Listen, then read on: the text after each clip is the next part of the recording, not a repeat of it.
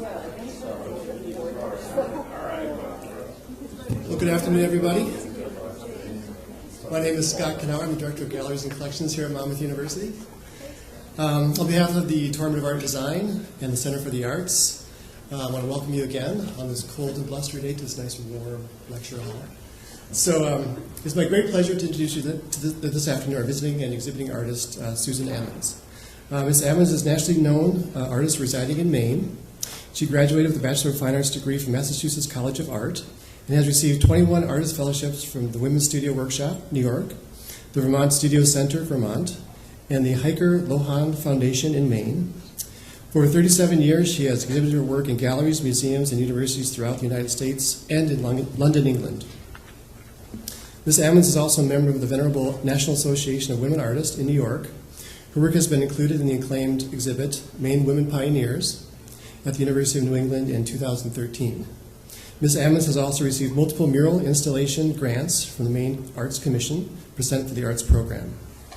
Ms. Amons' prints are collected in many private and public collections, including the Portland Museum of Art, the Farnsworth Museum, Colby Bates and Bowdoin Colleges, Universities of New England, Connecticut and Indiana, New York and Boston Public Libraries, and the Zimmerelli Art Museum at Rutgers University in New Jersey. Following the lecture today, I want to invite you all back to the Ice House Gallery to see the exhibition, perhaps ask Ms. Amons some more questions at that time. Also, just a reminder to turn off your cell phones. If you wouldn't mind doing that right now, and check mine too as well. To turn, at least silence it or turn it off, that would be great. And now it's my great pleasure to welcome Ms. Susan Amons.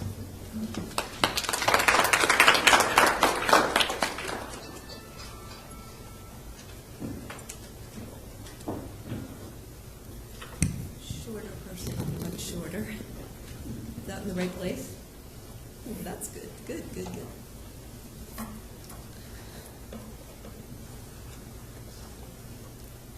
Well, I'd like to thank Art Director Scott Knauer for showing such a large collection of my work. I appreciate all the time and energy that went into presenting Wildside. That was a huge body of work that he had to drag all the way from Maine to here in the middle of the winter.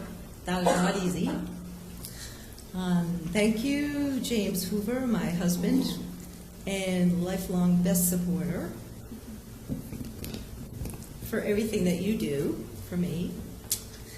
And finally, thank you, Women's Studio Workshop, for supporting my art career for over 20 years. And I'm going to show you a collection of work from about 10 years.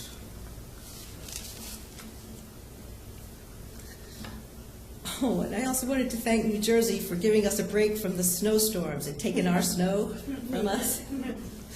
And we were ready to leave the state after the beating that we took last year. So thank you. That's kind of you. And what I'm showing you now are some orientation photographs of Maine, so you'll be familiar with where I live. And everyone knows that we have two seasons in Maine, winter and August. This winter marsh view is part of a 350-acre wildlife refuge, which includes salt marsh, beaches, and uplands. Next. And this rocky cove is a good place to drink beer while observing sandpiper flocks, ocean ducks, diving terns. The diving terns tell us when the sand eels are here, and the sand eels tell us when the stripers are here. And that's what every fisherman needs to know.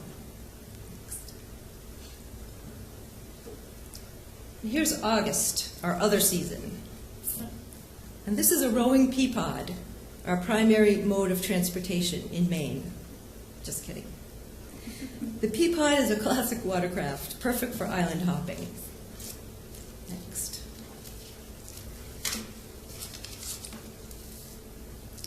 So here is the Women's Studio Workshop building in Rosendale, New York. This is where all the magic happens. In the quiet of the studios, in the mid-Hudson Valley, remote and beautiful, yet not far from the beat of New York City. WSW generously provided me with 14 fellowships and invited me to teach summer workshops there. Your art professor, Pat Cresson, was my very talented student. And I thank her for this introduction to Monmouth University, and I'm very honored to have my work presented here. Next. So this piece is in the show. It's called Caribou Migration 1, and it is 36 by 78 inches, and it was made in 2002. So while I am traversing Maine's coves and marshes and woods, I make drawings and watercolors of striking imagery. Then I take my fieldworks to the studio and create a body of work from them. I refine my gestural drawings into a line drawing. Then I transfer that to Mylar, and I cut the Mylar shape out and press line work into it with my etching needle. Next. I make watercolor studies to investigate possible color palettes.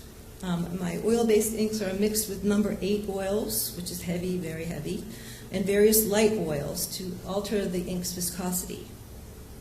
And this keeps the colors separated when I roll them up. My blue ground color was inspired by Artemisia Gentileschi's lapis lazuli blue, a heavenly blue, right? Then I use plexiglass plates for my base, and I use large rollers and small brayers to roll on the colors. I use about 15 or 20 colors on my palette when I'm printing. I love color, and I like to have a lot of it available.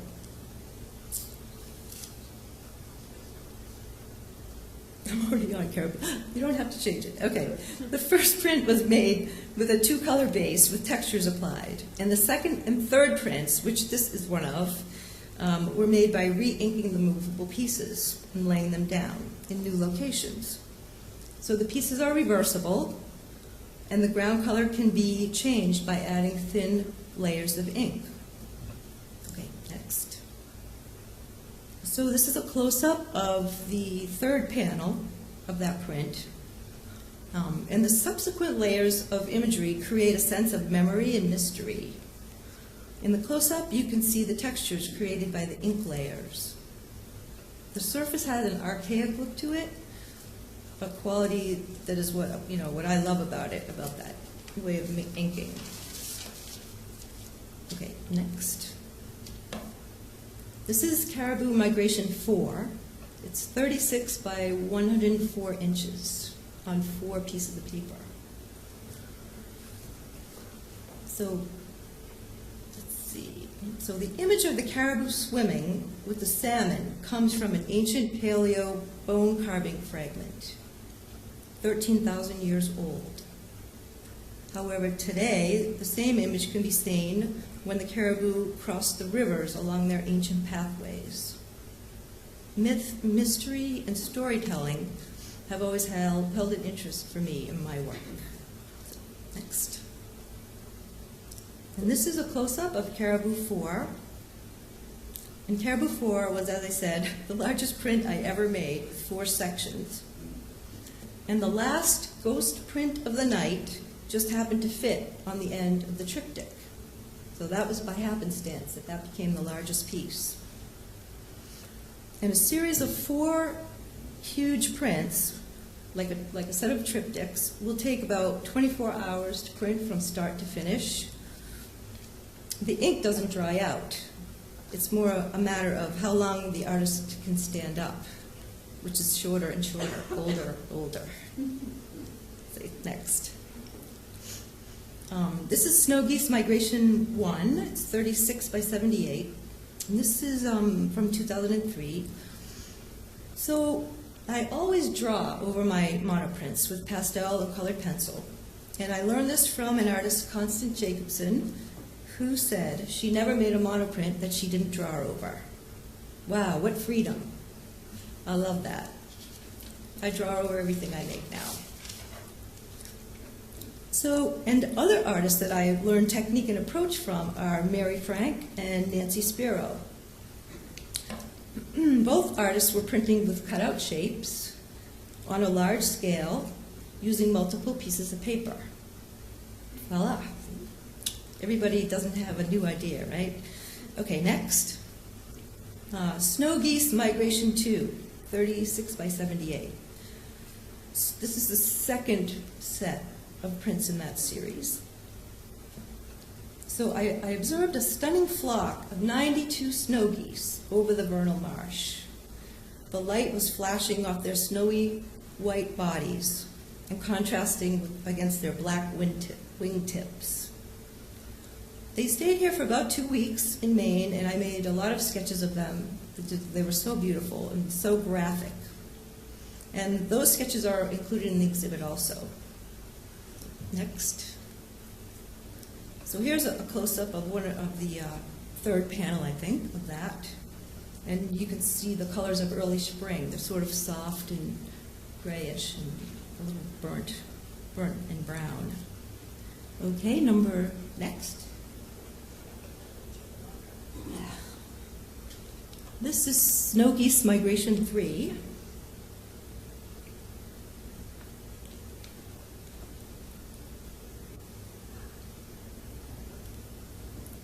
This is the third set of prints in the series of the snow geese. And you can see the influence of the Asian screens with no horizon line, and it gives you an open sense of time and space. Next. So here is a close-up of one of the panels. It's very pale, but you can see the fine detail and the texture in it. And that is some thrown ink. I forgot to say that I do that also, and I mix up small batches of the colors that I'm printing with. And when I'm printing the ghosts, I kind of spatter the colors that I'm using all over the surface. So it's kind of integrated. Next. So these are egrets in a green pool. And these two egrets came from a series that was actually a triptych that had, I think, 5 egrets altogether. So you don't have to reprint all your pieces every time. You can put them into different scenarios. So here, the brilliant white egrets are standing in a dark green pool, overshadowed by pine trees, and that's what gave it that dark color. Green is a very difficult color to print with. It usually takes many attempts to get the color right, and lots of failures, and lots of thrown away papers. Next. This I call Courting Herons, but it really is a sequel printing of Egrets in a Green Pool. I introduced the indigo blues and the other greens into the ink palette, so you didn't see those in the previous prints. And there's a lot of drawing over it. Next. Here you can see the texture of the ink with pastel drawing laid over it. I had this print in my flat files for a long time before I knew how to finish it off. You know, there were just a lot of layers to it, and I have to decide what to bring forward and what to push back. And you don't really want to draw over it too much because you don't want to ruin the fact that it's a print by making it too much of a drawing. So this one was in my flat file, of which I have many, so I could never run out of them, I think. I could keep pulling prints out of there and drawing on them for a long time. Next. This is egret fishing the shoals, and this is from that, a whole bigger collection of egrets that I had made. So I'm showing you 2 prints at the same time, so you can see the first print and the ghost print together. And I think that the ghost print is on a gray paper, a pesha. Next. So here's another pair of egrets, egret on a sand spit, and that has that indigo inked egret with it as well. So when you pick up the pieces and re-ink them and move them around, then you keep the ghost image, and you can add more color to the mylar pieces when you put them back down on the plate. Okay, next.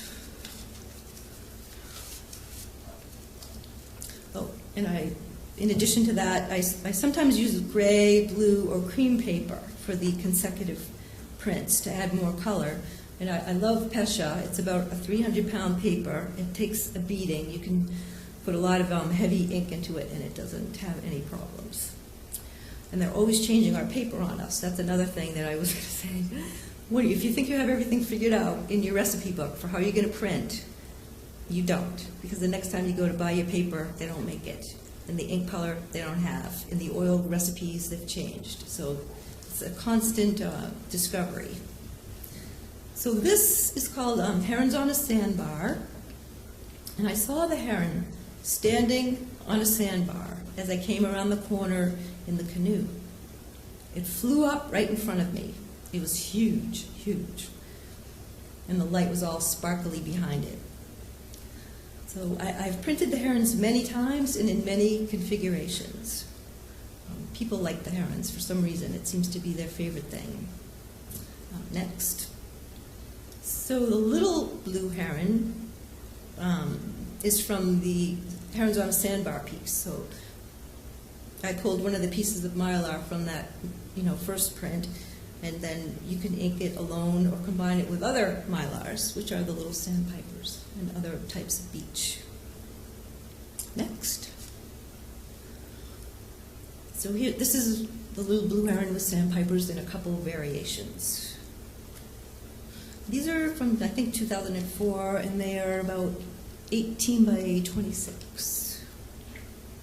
Okay, next. This is Turns Over Horseshoe Cove. It's 36 by 72, and I have my papers the horizontal way. A lot of the times I have them vertically and paired, but this I needed an extra long venue to put everything on. So this is the cove where we swim and drink beer and watch birds. And the terns are activating the sky, and the sandpipers are camouflaged against the shore. It's basically how you have to look for them. It's kind of hard to see them. Okay, next. So Arctic terns, these little terns I pulled from the other print and put them onto a small format, which is 10 by 12 each. And I like to work with them in pairs because then I have more of a surface to do the ghost printing with. Next. This is some variations on Surfside sandpipers. And I've printed them many times, and I use them for warming up because I'm really familiar with how to print them and what I'm looking for when I mix my ink recipes. So I usually start with those.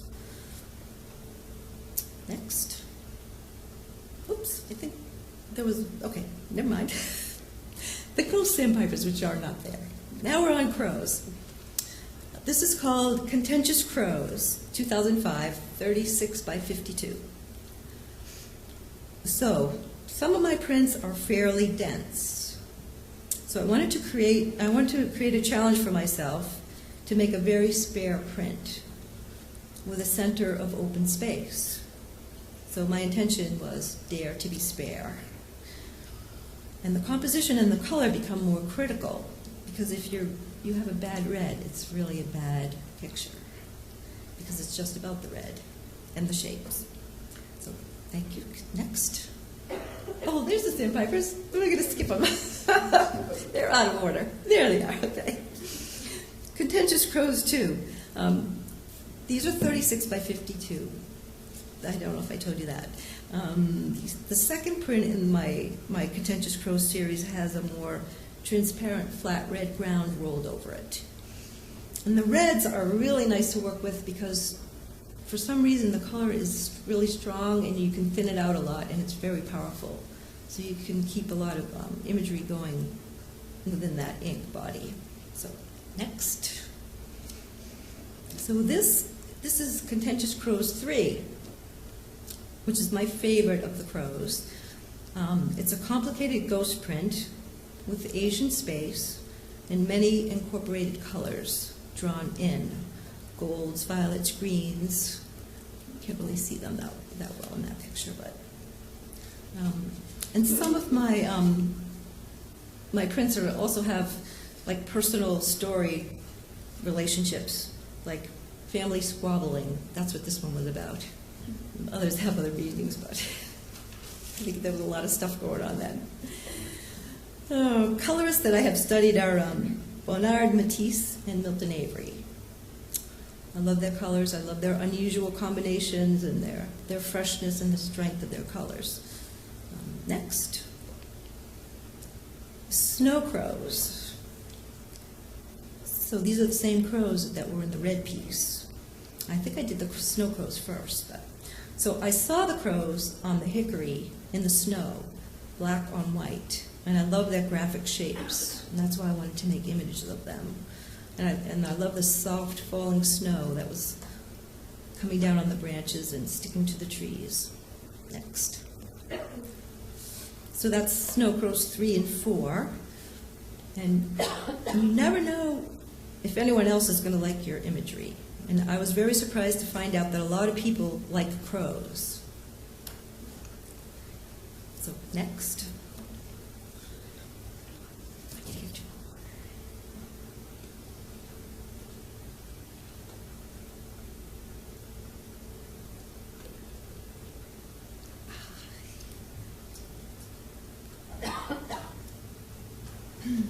So this is called Sun Horse. It's 36 by 52, 2005. So I was working on a horse print, this series, when we took a trip from Women's Studio Workshop to New York City's Central Park to see Christo's banner installation. The beautiful saffron banner color later appeared as the ground color in my horse series. I also am a big fan of horse racing and go to Saratoga often and hope to go to Monmouth now. Next. This is a spotted horse. This is the ghost from the first print with added spots of black thrown over it and rolled into it. Next. And this is Spotted Horse on Tangerine. So this is the third print in the series, and this one is in the exhibit. So the white of the horse or bird is always the white of the paper.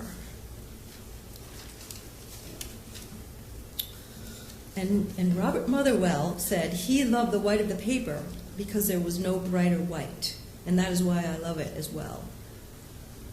You can get white ink out of a can and you can roll it out and it will look gray compared to the white of a paper that is left blank. Next. This is Smoke Horse. This is just a continuation of the same series in 36 by 52 inches. So the Smoke Horse is rolled over with charcoal colored ink, which is very thinned out, I think, in that. And the black is very important in my work, the same as the white. And I think black punctuates my other colors and grounds them. So I have it in almost every print I make. Next. This series is called Lynx on Tundra. So I featured a lynx installation for this show. And I love doing a university exhibit because I could include whatever works I wanted. These are some of my favorites. Okay, next. So the lynx is a mysterious animal, seldom seen, and I'm portraying them on a frozen lake enveloped by a misty green fog. Next. And sometimes the print works out and does just exactly what you want it to do. To have a sense of mystery, storytelling, atmosphere. Where are they going? Next. So in the Lynx series is made with minimal pieces in color. Just 2 cats, a stick, and the ground. Next. And this is a Lynx series of litho transfers, which is a different way of printing, where the original drawings are copied via a Xerox and then printed with oil-based inks and gum arabic. Very messy, but fun, but more messy than fun. But I never was very good at doing them. I think the first one has Shinkolé paper underneath it too, so you can incorporate papers with things. Okay, next. chocolate links. And these prints are downstairs too, in the gallery. So Women's Studio Workshop makes some beautiful papers that you just have to use when you're there. So these links are dry points printed on handmade grass paper. And I prefer the thin vinyl plate for dry point, as they can be easily cut into a shape. And it's a friendly material, and it's very easy to scratch into. And you can also put your drawing underneath the vinyl, because it's clear, and transfer your drawing without having to squint over copper and trying to see what you had and not know. Okay, next. So these are little prints that are 10 by 12, each piece of paper, called Tangerine Garden. And I like using flowers as a subject matter because it offers more opportunity for introducing color. So, and I was so happy when I discovered the can of garnet colored ink at WSW. So you never know what you're going to find when you go to someone else's studio, what other people have been using and have left behind, and it can be a real bonanza. Okay, next. So these are the ghost prints with birch bark and chincolet paper introduced, which is kind of a nice way to enhance the ghosts. It adds texture and weight and color and pattern. Next.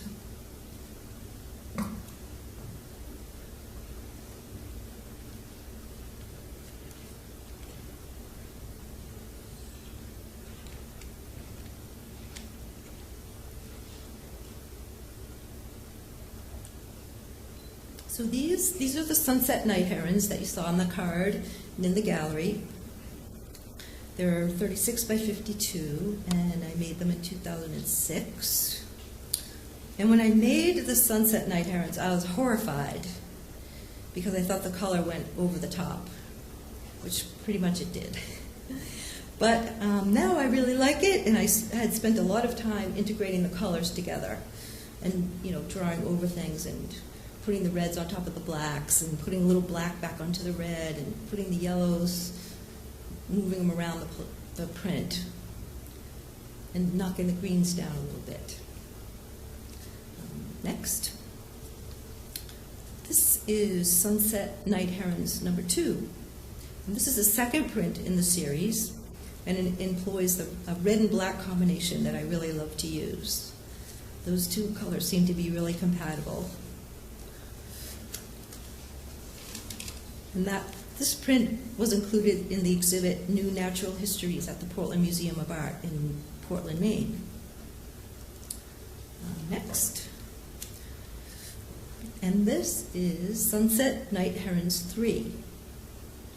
And it is printed on a cream arches paper with a slight texture.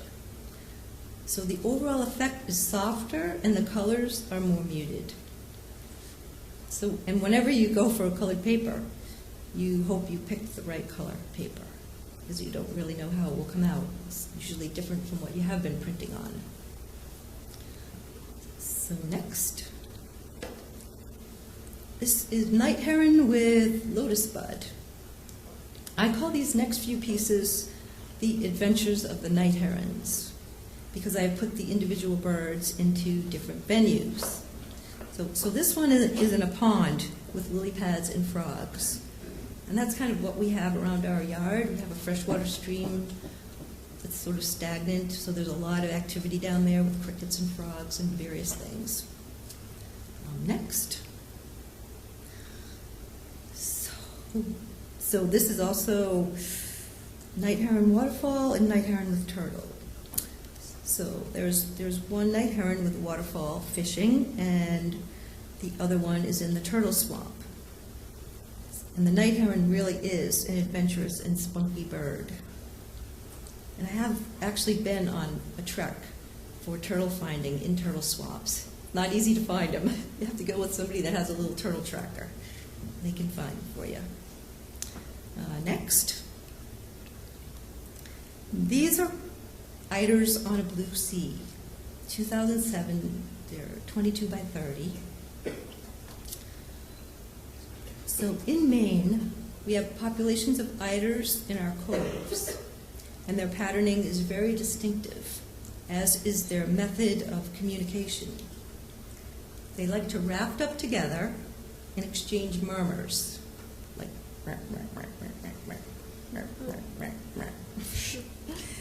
and the Canadians call that gamming, and they call them gammy birds. But it is also called gamming when schooners raft up and sailors do the same. What's the weather? I don't know. I think it's good. I think they have to do it louder, though. What's the weather? Okay, next. These are eiders on a green sea. The green, again, being a difficult color to get. And a spare composition with just 2 pieces is also not an easy print to make. So these gave me a lot of trouble all around.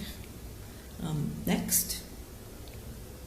These are the ghost images from eiders on a green sea, and it shows you the reconfigurations of the shapes as moved around and combined and rolled over with a very transparent green. Next. This is egret preening white. Actually, and I see these egrets standing on the humps of grass out in the marsh, and one of them will just command a whole area, a little pool and a hump of grass, and just fluff his feathers up and like advertise. Hello, hello, anybody like me? So I love that imagery. I love seeing that bird. So I wanted to make a print.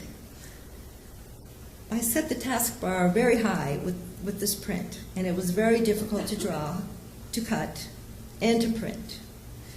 The wing is very lacy and perforated, and the mylar is very tall and floppy. So out of 10 tries, I got about 5 prints, which is kind of a low success rate. Next. But this is one of the good ones. So this is egret preening blue. And both of these blue and white prints are in the exhibit. And I think of them as icons more than just birds, because they're very structural and angular. Next.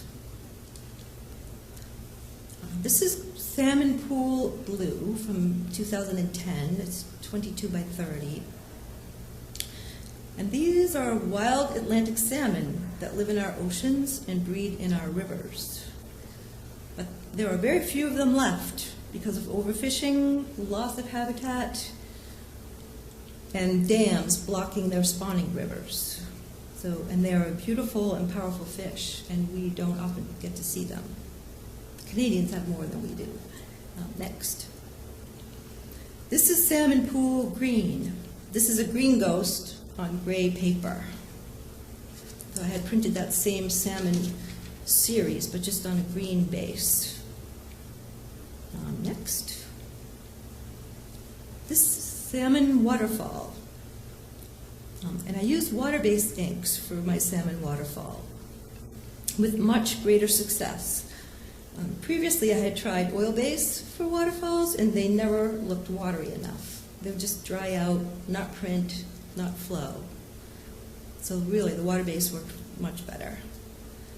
Next. This is called Salmon River. It's 26 by 72. It's 2 of my large pieces of paper, end to end, like the Horseshoe Cove series. So I spread out my salmon mylars to fill up 6 feet of paper, which is pretty long. And I used very wet water-based ink and brushed it out for the river. And the salmon are rolled up in ink, oil-based ink, like I usually do. Next. These are red-tailed hawks number 3, which is the ghost of one of the ones that we have here in the show. This is from 2012. And this is printed on cream paper with a lot of drawing over it. That was one of the ones where I had to figure out which things to bring forward and which shapes to leave back and how much to cover it over with the drawing. Next. And this is Red-tailed Hawks 1, which is the same one in the series as the one that is in the show, second one.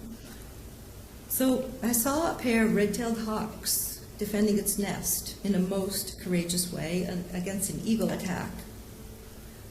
It was quite amazing. Then they prevailed.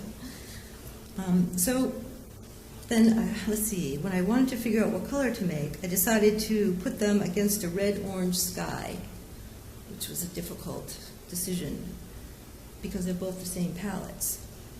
So I had to work quite a long time figuring out what kind of a red I could use for it. Next. This is Red-Tailed Hawks 2. This is the one pair that is in the show. In the second set of prints, I moved them more into a rose red color, and there's a lot of drawing enhancements over this pair. And it's another favorite of mine. And so that is the end. And thank you, and I hope you enjoyed Wildside.